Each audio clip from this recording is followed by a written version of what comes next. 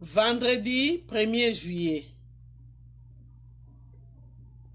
De l'abondance du cœur, la bouche parle. Matthieu 12, verset 34. J'ai cru, c'est pourquoi j'ai parlé. Psaume 116, verset 10. 2 Corinthiens 4, verset 13.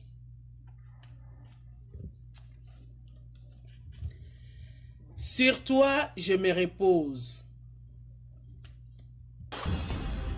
Veuve et très éprouvée.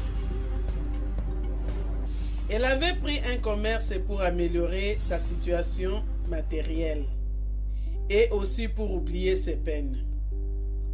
Elle y réussit d'ailleurs fort bien, se donnant entièrement à son travail. De son âme, elle ne paraissait guère se soucier et le but de sa vie semblait pouvoir se résumer en 2 mots: acheter et vendre.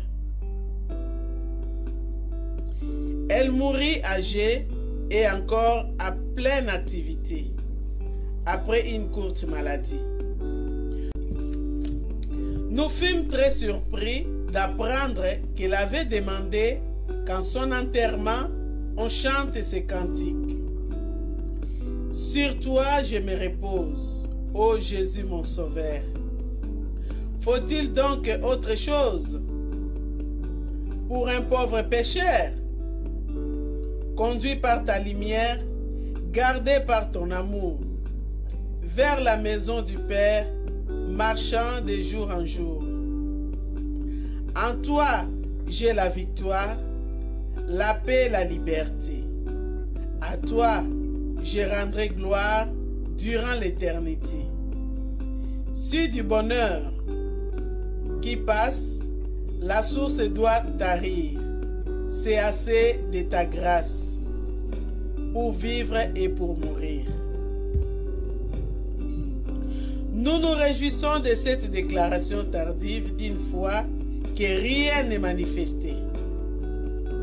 Mais nous demandons, est-il possible de croire dans son cœur et de ne pas le confesser de sa bouche? Romains 10, verset 9. Est-il possible de jouir de la victoire, de la paix, de la liberté connue en Jésus et de ne pas lui rendre déjà sur la terre la gloire qui lui revient?